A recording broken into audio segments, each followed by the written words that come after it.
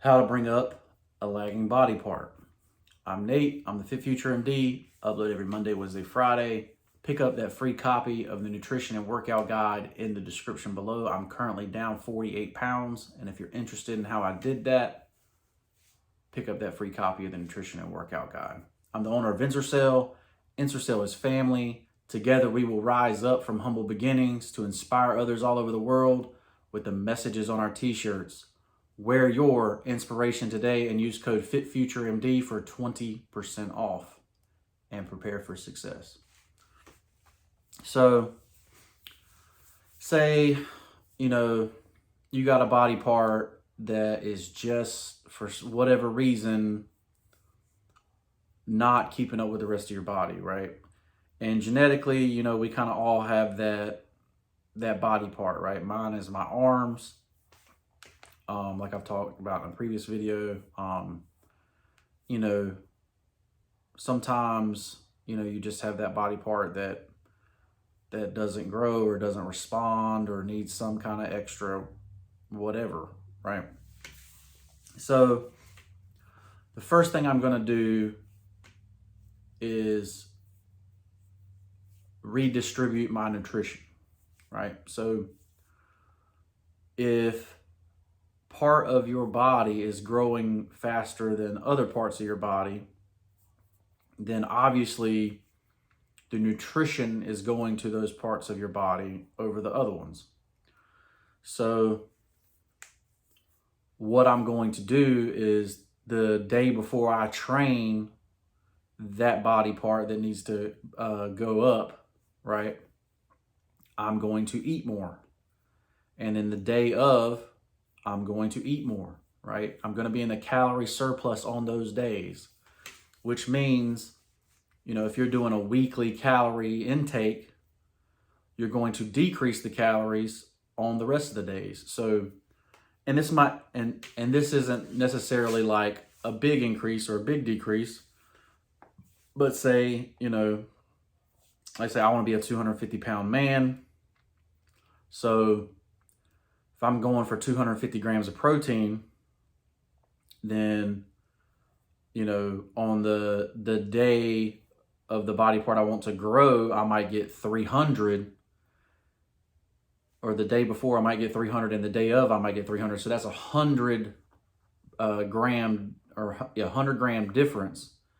So I'm going to subtract that from the other 5 days, right? So instead of being 250 on those days, I'm gonna be at 230, right? So then it's still the same weekly calories, weekly protein, but I had more on the days that I worked those body parts, right? So hopefully I'm in a surplus on those days. And that's what I would do for nutrition, right? I'm trying to have higher nutrition on the days that I train the body part I want to bring up. That being said, now we go into training, right? So a body part that is harder to bring up usually means that body part is either in better shape or is used more often, or so like calves for most people, right? That people want to bring up their calves. Sometimes it's the genetic insertion of the calf that, the calf is just going to be the way it is, but even the way it is, it can still be a bigger calf, right? So, but a calf is hard to bring up because it's used every day. Everywhere you go, it holds your body up, right? So, and it's designed to be that way. So it's very hard to stimulate your calf muscles for those that don't have naturally big calves, right? So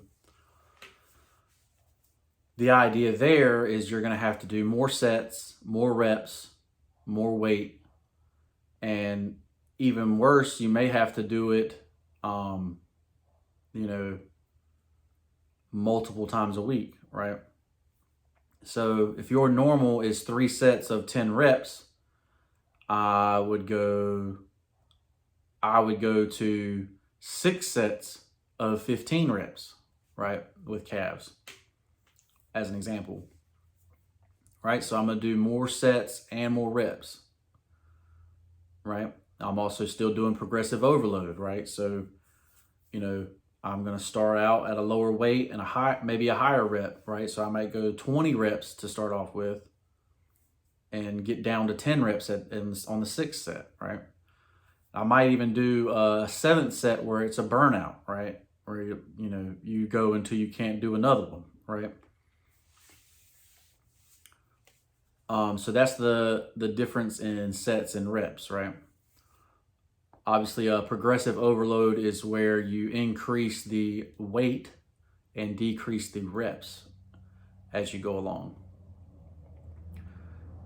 So you got progressive overload. And then, like you said, the third thing you can do is do it more often, right? So say you're normally a 2-day on, 1-day off person. Like today is my off day. You know, I'm a 6-day-a-week guy, basically. So, you know, usually I take a Wednesday off instead of Saturday and Sunday, because Saturday and Sunday is when you eat more, right? And I noticed that, you know, back in the day. And that's why I moved arms to Saturday, right? Trying to make my arms bigger or keep my arms the same size while I lose weight, right? Very difficult to do as a natural person. But yeah, so you may train that body part more often. So you may train it when you're supposed to have an off day, you train that body part, right? And add it in and go to a 7-day split. And then lastly, you got to get more rest on those days that you train that body part, right? So me, I'm a 6 to 7 hour a day sleep person. So obviously on the weekends, I want to hit 8, 9, 10 hours of sleep, and hopefully my arms stay the same size or grow, right? Because the hormones that make your body grow, obviously they are produced at night, all right? So the more you sleep, the more of those hormones you have, is the theory behind that, right? So more reps, more sets, more rest, and more food, right? If you do those 3 things, you know, you're pretty much going to bring up whatever lagging body part you have, right? And then the last thing is, obviously, if you have a body part that is just genetically dominant, right? So some people have a genetically dominant chest or a genetically dominant back, and that body part just grows a lot faster, a lot easier than other body parts. And usually it's not that. It's usually that person enjoys training, or they train it on a day that they are more rested, right? So you may change that lagging body part to that day, whatever day that you normally train, the one that's really good. Or you train those body parts less, right? Because bodybuilding is about perception, right? And so if you have a great chest, you may only train chest twice a month, right? If you naturally have a great chest. If you naturally have a great back, you may only train that, you know, if your legs are huge, you may only train that twice a month, right? So, you know, keep that in mind. You can also decrease the other things and add in that body part that's having a hard time, right? So let me know if this helped you out in the description below. I'm Nate. I'm the FitFutureMD.